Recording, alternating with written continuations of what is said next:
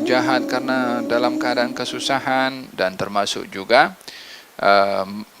dengan sedekah itu dapat mengubah orang yang menerima sedekah tadi menjadi orang yang bersyukur, berterima kasih, yang berdoa kepada Allah, dan juga akan berubah perbuatan dan amalnya, beramal dengan amal yang baik, walaupun awalnya terkadang seorang itu tidak baik. Terkadang subhanallah, terkadang sedekah ini dapat mengubah sikap seseorang yang menerima sedekah. Terkadang mungkin orang yang menerima sedekah ini orang yang mungkin tidak berbuat taat, atau mungkin dia banyak berbuat maksiat. Terkadang dengan keikhlasan dalam bersedekah dapat mengubah orang tadi menjadi orang yang baik, orang yang insaf, orang yang kembali kepada Allah. Seperti mana dalam hadis yang pernah dibahaskan sebelum ini, dalam Sahih Bukhari, katanya seorang baginda bercerita, ada seorang berazam untuk bersedekah. Aku nak bersedekah kan. Kemudian pun bersedekah.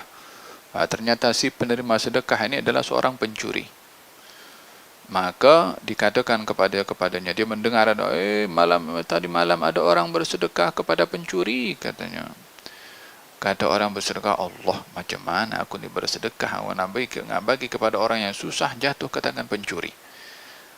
Malam ini aku nak bersedekah lagi, ganti kepada semalam. Dia pun bersedekah kali yang kedua, yang menerima orang yang berzina. La haula wala quwwata illa billah. Seorang perempuan yang pekerjaannya adalah begitu. Maka dikatakan kepadanya, semalam ada orang bersedekah kepada orang yang berzina, yakni pelacur maksudnya. Dia kata, ya Allah, kaifa aku nak bersedekah dengan orang yang susah, jatuh ke tangan orang yang macam ni. Dia kata, aku nak bersedekah sekali lagi, yakni supaya sedekah itu jatuh ke tangan orang yang betul-betul susah. Kali yang ketiga bersedekah, jatuh ke tangan orang yang kaya.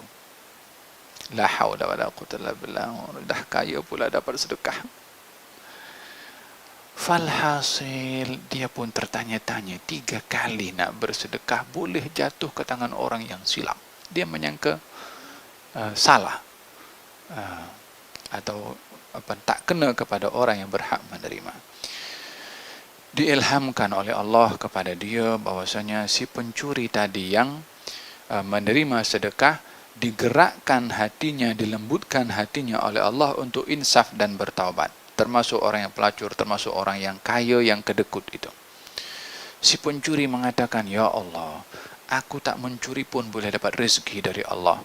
Kenapa mesti aku mencari rezeki daripada cara yang haram dengan mencuri, sementara hari ini dapat rezeki tanpa aku mencuri, Allah kasih kepada aku.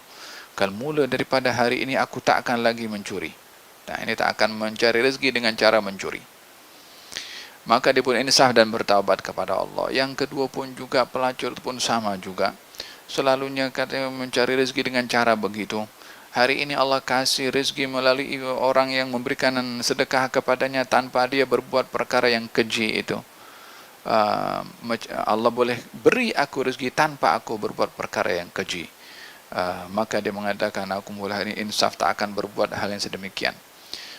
Orang yang kaya pula tadi, yang kedekut, orang kaya tapi kedekut, maka dia pun seakan-akan mendapat teguran, aku yang lebih kaya daripada dia, aku boleh terima, boleh diberi sedekah seakan-akan aku orang susah.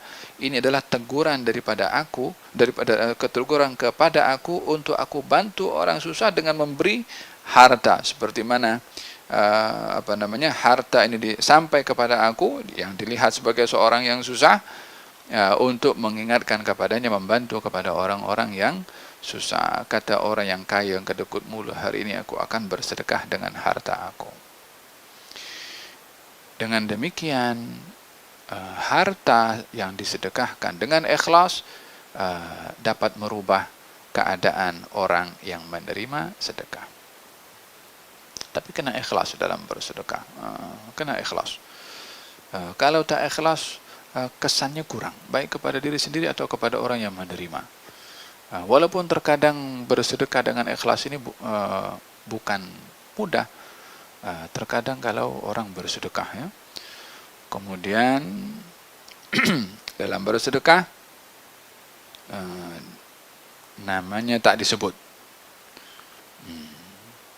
Kalau nama tak disebut atau